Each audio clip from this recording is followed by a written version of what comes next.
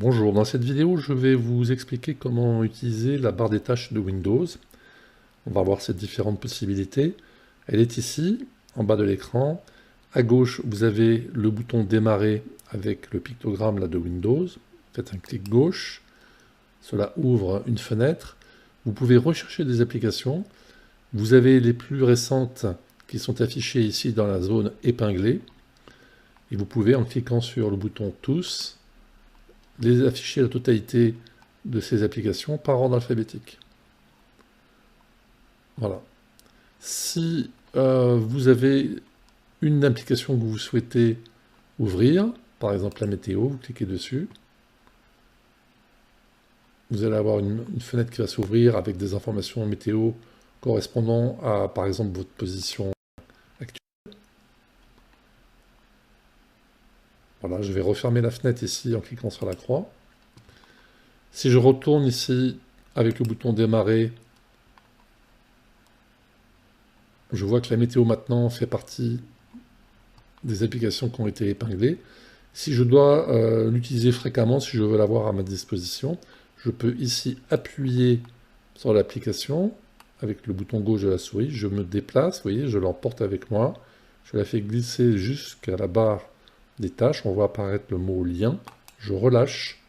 Et maintenant, l'application fait partie de la barre des tâches. À chaque fois que je lancerai l'ordinateur, j'aurai directement le pictogramme de la météo, donc ça me permettra de l'ouvrir de nouveau. Si je veux la faire disparaître, je fais un clic droit, et ici je vais cliquer sur détacher de la barre des tâches. La barre des tâches, par défaut, vous la voyez avec les pictogrammes alignés sur la gauche. Vous pouvez modifier cette disposition en faisant un clic droit ici dans l'écran. Faites personnaliser. Là, on ouvre tout le menu de personnalisation. Il faut descendre, chercher le choix barre des tâches. Faites un clic avec le bouton gauche. Et vous avez la possibilité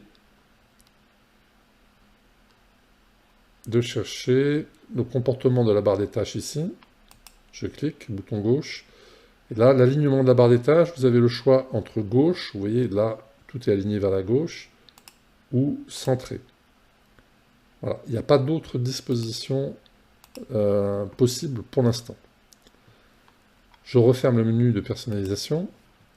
Donc, on a vu qu'il y avait des pictogrammes qui donnaient accès à différents logiciels. Ici, ce logiciel, la copilote, c'est l'intelligence artificielle telle que vous pouvez l'avoir utilisée, par exemple, avec ChatGPT.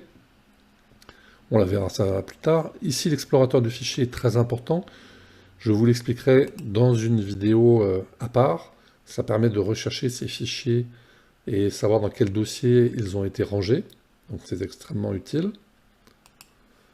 Vous avez après d'autres logiciels très intéressants que l'on verra dans d'autres vidéos, comme par exemple les navigateurs Internet, Microsoft Edge ou le Google Chrome. Si vous voulez acheter d'autres applications, vous avez ici l'icône qui vous permet d'aller à Microsoft Store, qui est un site internet de Microsoft dans lequel vous pouvez faire des achats d'applications. Ici, Outlook, c'est un logiciel de messagerie, donc si vous voulez envoyer des emails avec ce logiciel, ça c'est une application que j'utilise pour enregistrer les vidéos. Et vous avez à droite de la barre des tâches d'autres informations utiles. Par exemple, les icônes qui ne sont pas affichées ici, en cliquant sur ce petit triangle, là, vous voyez, vous pouvez les afficher. Ici, par exemple, il y a un système d'antivirus qui fait partie de cet ordinateur. Là, on peut gérer le micro. Ici, on peut gérer l'accès à Internet. Actuellement, moi, je suis connecté par l'intermédiaire d'une Freebox en mode Wi-Fi. Vous pouvez, si vous êtes dans un endroit où vous ne devez pas communiquer, vous mettre en mode avion. Vous pouvez également mettre un mode d'affichage nocturne qui va changer le type d'éclairage de votre ordinateur. Vous pouvez régler la luminosité.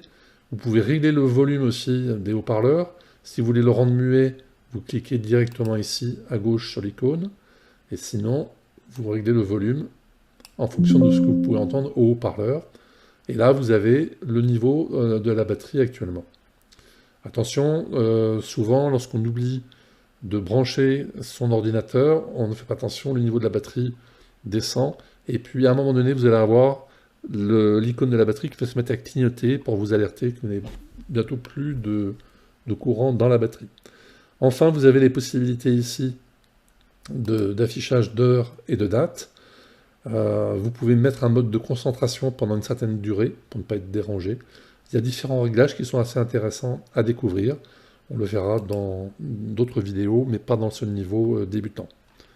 Voilà, je vous laisse vous entraîner en particulier avec le bouton ici pour trouver des applications.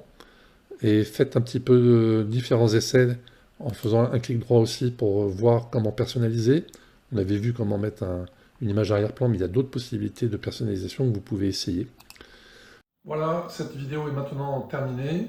Si vous n'êtes pas encore abonné, n'hésitez pas à cliquer sur le bouton en dessous. Vous pouvez aussi me laisser vos questions et vos avis, j'y répondrai avec plaisir. À bientôt pour d'autres vidéos.